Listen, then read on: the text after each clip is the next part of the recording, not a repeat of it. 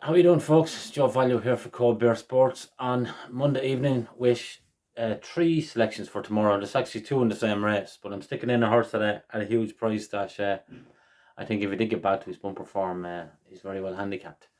So, so three horses in all, but two different races. Just touch on today before I move on to them.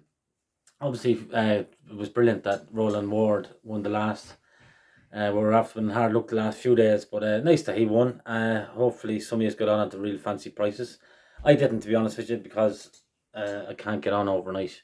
But he returned 10-1, so I'm not going to complain about that. I was happy. I was delighted to see him win, obviously. So yeah, happy days. He's just a well handicapped horse who loves Kempton and hates Cheltenham. And the bad run at Cheltenham last time kind of made the price for us today.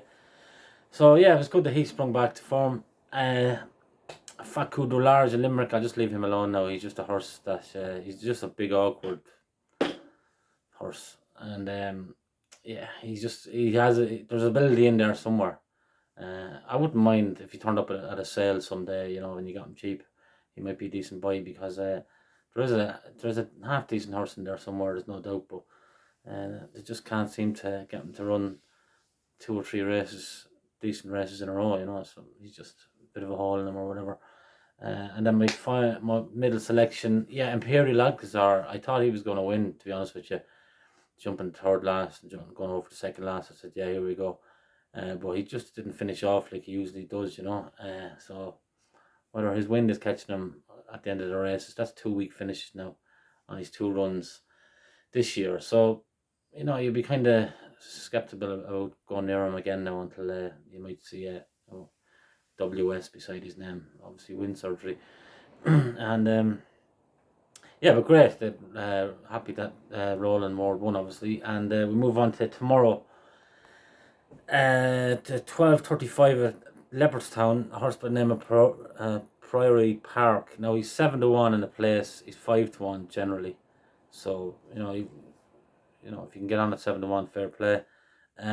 He's a horse that won last time at Thurles, beating a mare called Nell's Well, who's since gone on to run two excellent races, winning at Cork and then pushing a horse by the name of Mr. Fred Rogers close at Thurles. He's a good horse, that Mr. Fred Rogers, trained by Gordon Elliott. But this lad tomorrow, he'd gone up £8 for winning at Thurles, but I thought, he made a really awkward mistake at the last, and it didn't knock a funk out of him. He was snapped back on, not the bridle as such, but I think he just won a lot easier than it looked, if you know what I mean. And Mark Walsh, he's good at that, to be honest with you. Might as well be honest, he's good at making it look harder than it was. McCoy was like that, very much like that as well. He was brilliant at it. And Young John Joe is fantastic as well. That grey horse that's after winning six or seven races on Tola or something. I remember the first time he won, and it was funny. Like, you just knew the horse had an awful lot of hand, and then he wins his next 5 races. So the handicapper took his time to catch up with him. Anyway, so Priory Park, I think he's worth a 2 point each way, 7-1. As I say, if you can get 7-1, he's 5-1 generally. He's 2.5 mile, and I think he's a bit more in the locker than. It's a massive big field now. He needs a bit of luck and running and all that, but if he gets it, he should be definitely there. But thereabouts. The favourite, or the early on favourite, Millerstown Upper. Gorgeous looking horse, and Elliot always thought a good bit of him, but he struggled to win a moderate enough race around Kilbeggan. He actually got disqualified on the day and then got reinstated. So anyone who backed him on with the bookmakers, who were paying double result, got paid. But anyone who backed him on track, anyone who backed him on the exchanges, Thunderdole, which is ridiculous. Well, there's not much they can do, I suppose. It's just the rule you have. They have to go on whatever decision is made on the day. But he got reinstated anyway. They obviously appealed it, and he got reinstated. That's why he has the 1 next to his name, even though at the end of play that day he was the runner-up. So I thought it was interesting, and it's a bit of a killer for me because I backed him that day in Kilbeggan on the exchanges, on the Betfair exchanges, and I done my door. And I didn't even know that he got reinstated until I saw the one next to his name, and I said he got thrown out, didn't he, that day? And then I read up, sick. Anyway, fucking do. It's a while ago now. Well, it won't take me too long to get over. And yeah, another horse in the same race, 12:35, Leopardstown, Shakespeare's Word. He's 40-1 shot. There's a couple of runs and bumpers where he's finishing like second to the likes of that Gordon Dada or Dai, whatever you call him. He's a decent horse though, decent novice. He was second in the big bumper at Punchestown last year. This lad was only beaten 2.5 lengths by him in Galway. Now, some of his runs over hurdles wouldn't knock your eye out, but he was tried over 3 mile last time in Wexford in heavy ground, and you knew that wasn't going to suit. I just thought his interest in the low off a mark here, the low hundreds. Look, it's his first run, and I see he's wearing a tongue strap.